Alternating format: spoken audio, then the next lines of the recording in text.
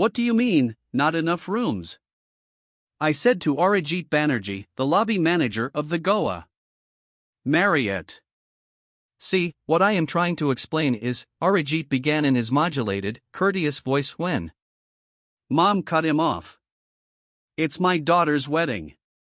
Are you going to shame us? She said, her volume loud enough to startle the rest of the reception staff. No, ma'am. Just a shortage of 20 rooms. You booked 100. We had only promised 80 then. We hoped to give more, but the chief minister had a function and what do we tell our guests who have come all the way from America? Mom said. If I may suggest, there is another hotel 2 kilometers away, Arijit said. We have to be together. You are going to ruin my daughter's wedding for some Sarkari function, my mother said, bosom heaving, breath heavy, classic warning signs of an upcoming storm. Mom, go sit with Dad, please. I will sort this out, I said. Mom glared at me. How could I, the bride, do all this in the first place? I should be worried about my facials, not room allocations. The boys' side arrives in less than 3 hours. I can't believe this, she muttered, walking to the sofa at the center of the lobby. My father sat there along with Kamla Bua, his elder sister. Other uncles and aunts occupied the remaining couches in the lobby amid a takeover of the Marriott. My mother looked at my father, a level 2 glare. It signified, will you ever take the initiative? My father shifted in his seat. I refocused on the lobby manager.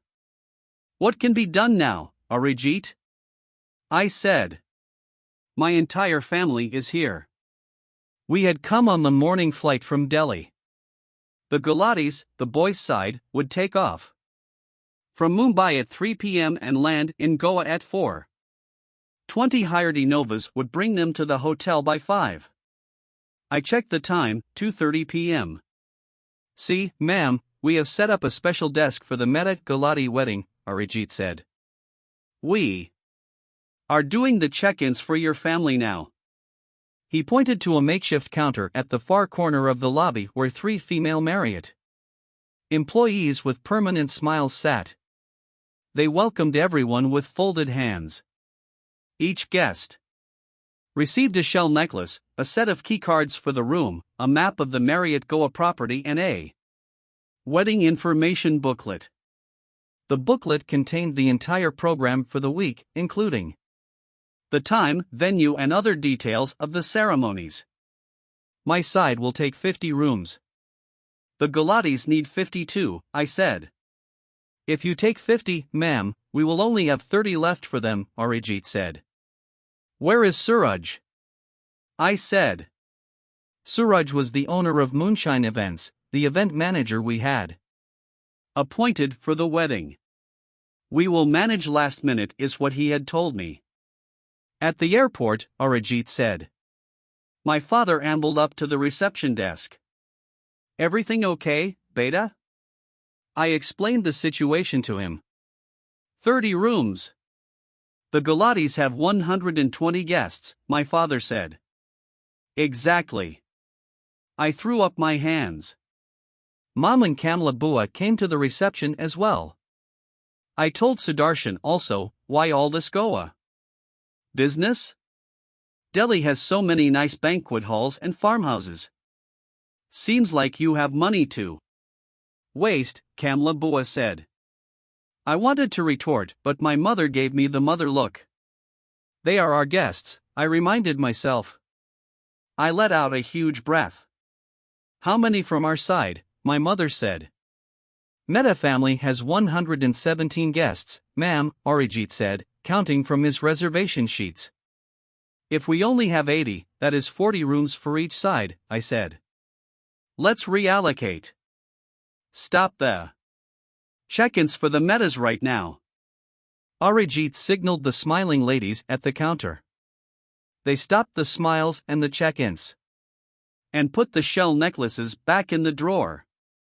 How can we reduce the rooms for the boys' side? My mother said in a shocked voice. What else to do? I said. How many rooms are they expecting? She said. 50, I said.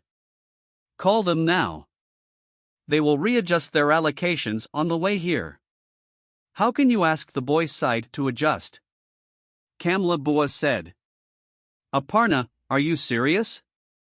My mother looked at Kamla Bua and me. But how can we manage in only 30 rooms? I said and turned to my father. Dad, call them. Sudarshan, don't insult them before they even arrive, Kamla Bua said. We will manage in 30 rooms. It's okay. Some of us will sleep on the floor. Nobody needs to sleep on the floor, Bua, I said. I am sorry this screw-up happened.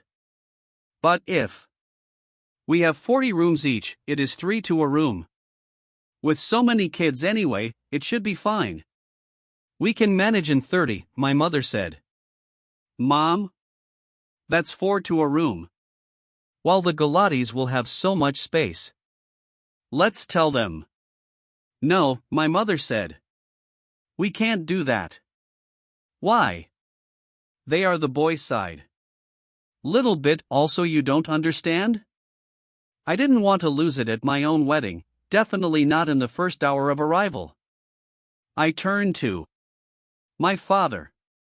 Dad, it's no big deal. His family will understand. We are here for 6 nights. It will get too tight for us, I said. Dad, of course, would not listen. These 2 women, his wife and sister, controlled his remote.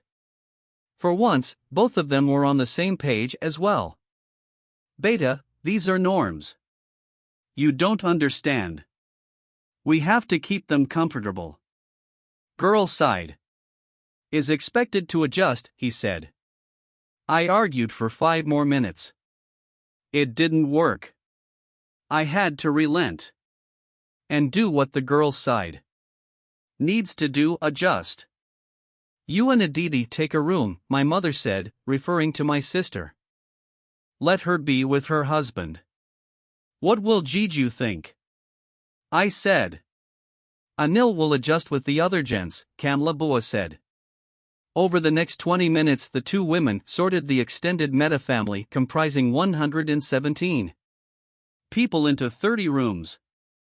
They used a complex algorithm with criteria like the people sharing the room should not hate each other, warring relatives were put in different rooms, or be potentially attracted to each other, mixed gender rooms were avoided, even if it involved people aged 80 plus. Kids were packed 5 to a room, often with a grandparent.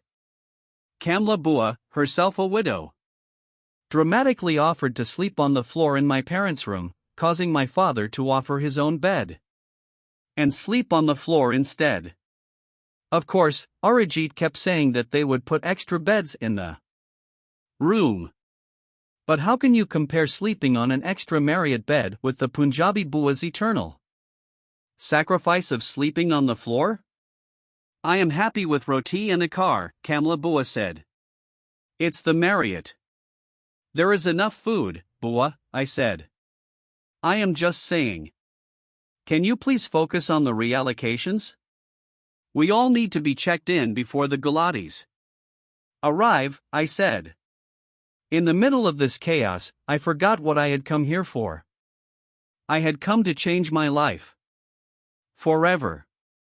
To do something I'd never believed in my whole life. To do something I never thought I would. I had come to have an arranged marriage. Here I was, lost in logistics, guest arrangements, and Bua tantrums. I took a moment to reflect. I will be married in a week. To a guy I hardly know. This guy and I are to share a bed, home, and life for the rest of my life. Why isn't it sinking in? Why am I fighting with Suraj on chat instead? Me, major screw up on rooms, Suraj. Not cool. Suraj, sorry. Really sorry. Political reasons. Tried. Really? Me, what else is going to get screwed up? Suraj, nothing. Indigo from Mumbai just landed. We are ready to receive guests. See you soon. I went to the Meta Gulati check-in desk. All my family guests had checked in. Some did grumble about sharing a room with 3 others, but most seemed fine. Mom said that the grumblers were the jealous types, the relatives who couldn't stand the fact that we had reached a level where we could do a destination wedding in Goa. The supportive ones, according to Mom, were those who understood what it was like to be the girl's side. Do not use this girl's side and boy's side logic with me again. I don't like it, I said. Mom and I were sitting in the lobby, ensuring that the staff readied the special check-in desk for the Gulatis. Can you stop waving your feminism flag for a week? This is a wedding, not an NGO activist venue, my mother said. But I know you are paying for it. Still, beta protocol is protocol. It is a sexist protocol. Did you figure out your parlor appointments? Aditi also wants hair and makeup all 6 days. I love how my mother can throw another topic into the conversation if she doesn't want to answer me. Of course she does, I said. Now go change, Mom said. What? You are going to meet the boys' side in jeans and t-shirt? And look at your neck. Again you said boys' side. And what's wrong with my neck? There is no jewelry. Go change into a salwar kameez and wear a chain from my jewelry box. I have just arrived. I am working to settle the guests in. Why am I expected to doll up? Is the boy expected to dress up right after he gets off a flight? My mother folded her hands. When logic fails, she does this, brings both her hands together. Dramatically. Strangely, it works. I relented and stood up. She handed me the key cards to her and my room. I went to her room. First, I took out a gold necklace, the thinnest and least hideous of them all. Why am I agreeing to this? I wondered even as I wore it. Maybe because I failed when I did things my way. All the women's empowerment and feminism bullshit didn't really take me anywhere, right? Maybe Kamla Bua and Mom's way was the right way. I went to my room. 4 huge suitcases were crammed into the walking space in the corridor. 2 giant bags belonged to my sister, who had essentially packed a retail store's worth of dresses for herself. I opened one of my suitcases, took out a yellow silk salwar kameez with a slim zari border. My mother had told me, no cottons this week. I undressed. I looked at myself in the mirror. My wavy hair had grown, and now reached my shoulders. I looked slim, the 2-month diet before the wedding had helped. The black La Perla lingerie I had purchased in Hong Kong also gave a little lift. Here and a little tuck there. Expensive underwear can make any woman look sexy, a little voice in my head said. Some men in the past had called me sexy, but they could have been biased. Why am I always so hard on myself? Why couldn't they have genuinely found me sexy? Well, it didn't matter. Now, I would be undressing in front of a new man soon. The thought made me shudder. I walked closer to the mirror. I saw my face up close. It's all happening, Radhika, I said out loud. Hi, I am Radhika Mehta and I am getting married this week. I am 27 years old. I grew up in Delhi. I now work in London at Goldman Sachs, an investment bank. I am a vice president in the distressed debt group. Thank you for reading my story. However, let me warn you. You may not like me too much. 1. I make a lot of money. 2. I have an opinion on everything. 3. I've had sex. Now, if I was a guy, you would be okay with all of this. But since I am a girl, these 3 things don't really make me too likable, do they? I am also a bit of a nerd. My sister, Aditi, and I went to school together in Delhi at Springdale's, Pusa Road. She is just a year older than me. My parents wanted a son for their firstborn. When Aditi came, they had to undo the damage as soon as possible.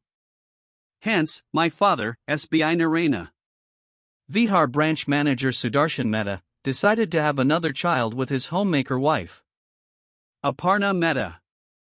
Sadly for them, the second was also a girl, which was me. It is rumored that they tried again twice. Both times my mother had an abortion because it was a girl. I confronted her on this topic years ago, but she brushed it off. I don't remember, actually, she said, but I am happy with my 2 daughters. You don't remember 2 abortions? You will judge me, so no point telling you. You don't know what it is like to be without a son. I had stopped asking her after that. In school, Aditi did I was 100 times more popular than me. She was the girl boys had crushes on. I was the girl who started to wear spectacles in class 6. Aditi did I is fair complexioned. I am what they call whitish in matrimonial ads. Why don't they call white-skinned people riceish? We look like the before-after pictures in a fairness cream ad. I'm the before picture, of course. Aditi. Did I started dieting from age 12 and waxed her legs from age 13? I topped my class at age 12 and won the maths Olympiad at age 13. Clearly, she was the cooler one. In school, people either didn't notice me or made fun of me. I preferred the former. Hence, I stayed in the background with my books. Once, in class 10, a boy asked me out in front of the whole class. He gave me a red rose along with an Archie's greeting card. Overwhelmed, I cried tears of joy. Turned out it was a prank. The entire class laughed as he squeezed the rose and ink sprayed across my face. My spectacles protected my eyes, thankfully. That day I realized I had only one thing going for me: academics. In class 12 I was the school topper. I ranked among the top 5 in Delhi, which, come to think of it, was a major loser-like thing to do. Unlike me, Aditi did I had barely passed class 12 a year ago. However, she did win the unofficial title of Miss Hotness at her farewell. In some ways, oh well, in every way, that was a bigger achievement than topping CBSE. Have you heard about the insane cutoffs at Delhi University? I am the kind of student that causes them. I scored a 98% aggregate in class 12. Then I joined Sri Ram College of Commerce, or SRCC. People say it is one of the best colleges for nerds. At SRCC, I realized that I was nerdier than even the regular nerds. I topped there too. I never bunked a class. I hardly spoke to any boys. I made few friends. With bad school memories, I wanted to survive college with as little human contact as possible. I finished college and took the CAT for MBA entrance. As you can guess, nerdy me hit a 99.7 percentile. I made it to IIM Ahmedabad. In contrast, Aditi did I had finished her graduation from Amity University the year before and wanted to get married. She had 2 criteria for her groom. 1. The boy had to be rich. Second, well, there was no second criterion really. She said something like she wanted to be a housewife and look after her husband. Fortunately, rich Punjabi men in Delhi who can't woo women on their own are only too happy to oblige girls like her. Aditi did I married Anil, owner of 3 sanitary ware shops in Parganj and 2 Honda CR Versas. They had their wedding the same year I joined IIMA. You should also get married soon, did I had told me. There's a right time for a girl to marry. Don't delay it. I am 21, I said. I haven't even done my master's yet. The younger the better. Especially for someone like you, she said. What do you mean especially for someone like me? She never explained. I guess she meant for someone as nerdy as me or as Swedish as me or someone whose breasts weren't the size of footballs, as Punjabi men prefer. I joined IIMA. I finally found nerd heaven. Everyone studied, and just when you thought you had studied enough, the institute gave you more assignments. My mother called on a regular basis, primarily to discuss her favorite topic. Start looking at boys at least. Anil's circle has many good, rich guys. I am not going to marry a man from the circle of sanitary ware shop owners, Mom. Why? My mother said, genuinely confused. You know what, I am not getting married for several years anyway. Forget it. I have class now. Bye. I finished with IIMA.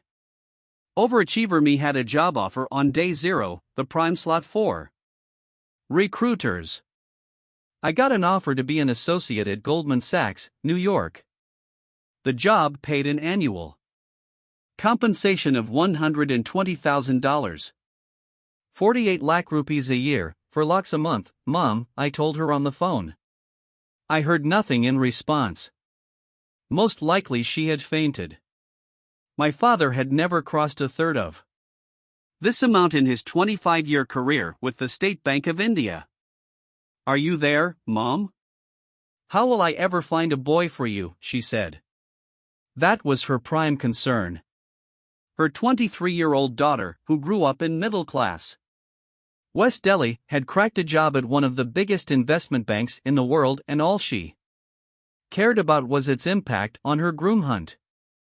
Stop it, Mom. What boy? Who wants to marry a girl who earns so much? If the boy earns less, he won't consider you. If he earns more, why would he marry a working girl? I have no idea what you are talking about. But I am moving to America. I have a great job. Can you save your melodrama for another time? Your father wants to speak to you, she said, and passed him the phone. Goldman Sachs? American, no, he said. My room phone rang, startling me back to reality. I am in Goa, not IIMA, I reminded myself. Where are you? The Gulatis are 10 minutes away, my mother said. Ha! I am here, Mom.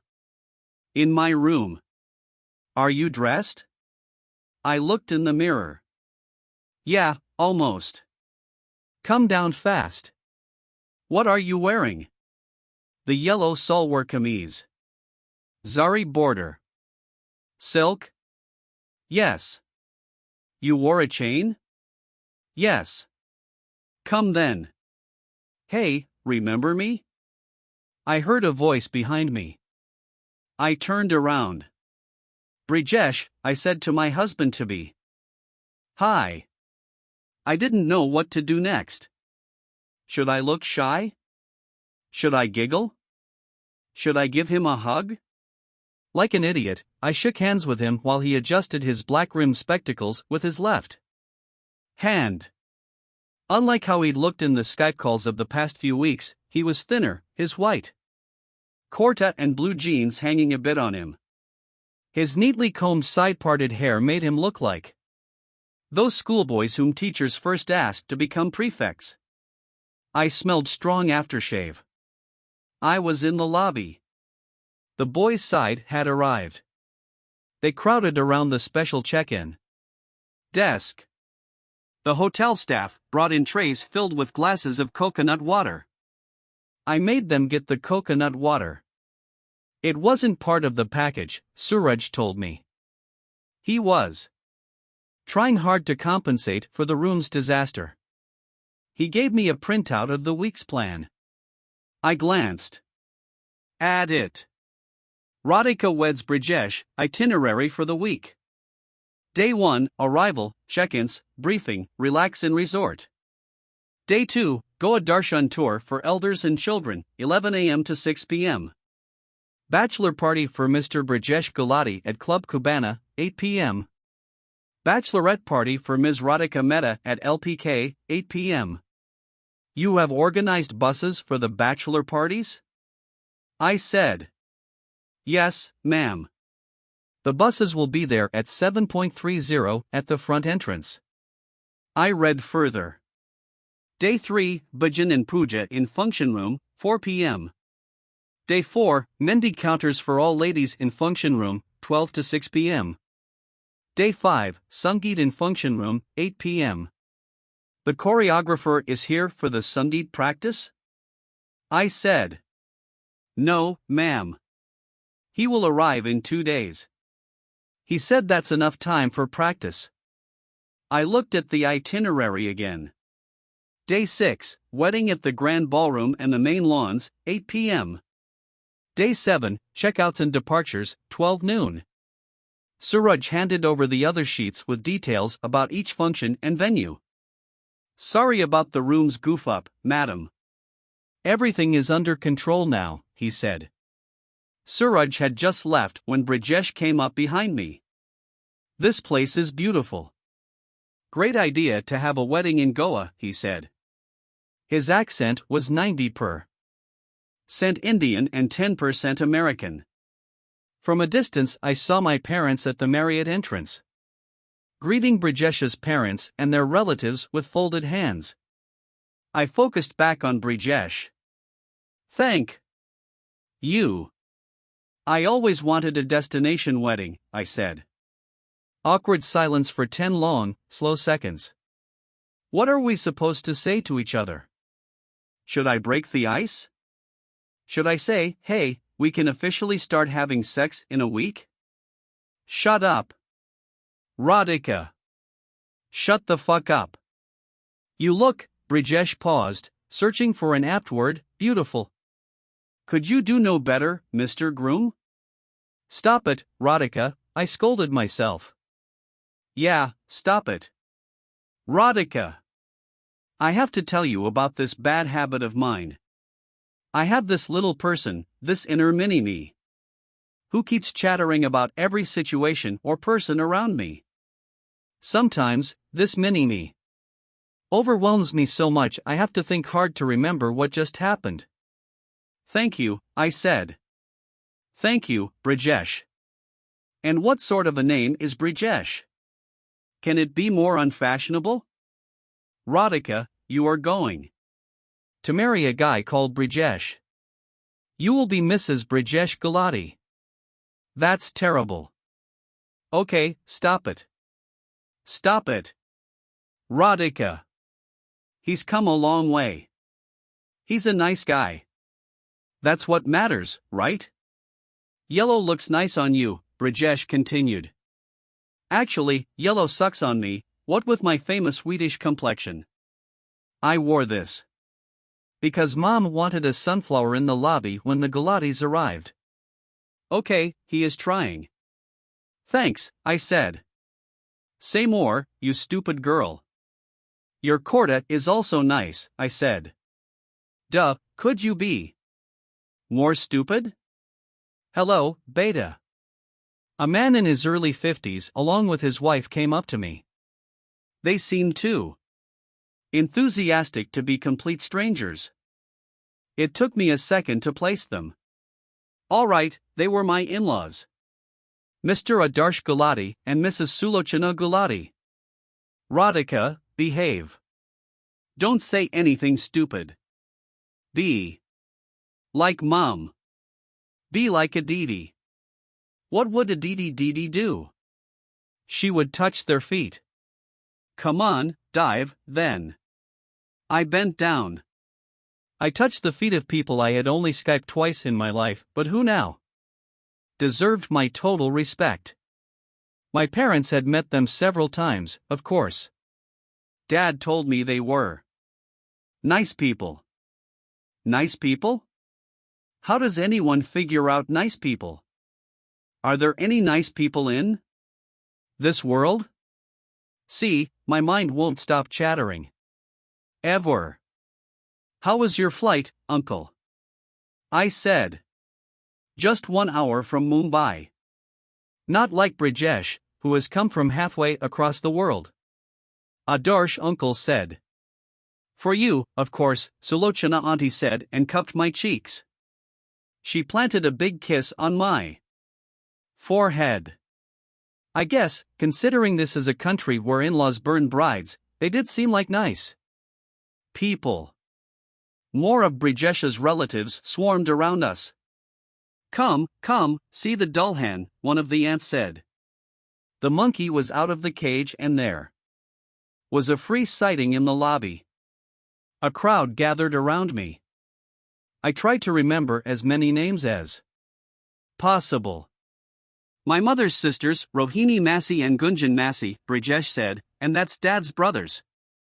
Paroa Chacha and Amit Chacha.